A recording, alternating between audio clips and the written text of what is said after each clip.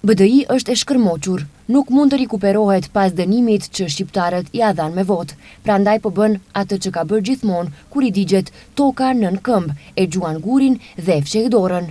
Në këtë mënyrë kanë reaguar nga Vlen duke adresuar kritika ndaj BDI-s se siç thuhet bashkë me disa studentë të futur në lojën e saj të pistë politike, po përpiqet t'i përdor pankartat studentore si karrem për rikthim në pushtet.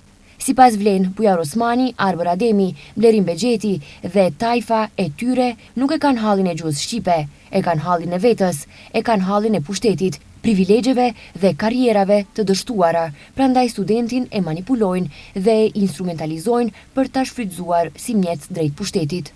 Provimi i jurisprudencës asnjëherë nuk është dhënë në gjuhën shqipe dhe këtë e pranojnë edhe vetë. Atëherë pse nuk e zgjidhen kur kishin gjithçka në dorë? Pse nuk e bën kur kishin ministra, deputet, kryeministër teknik, kryeparlamentar, drejtor dhe pushtet absolut?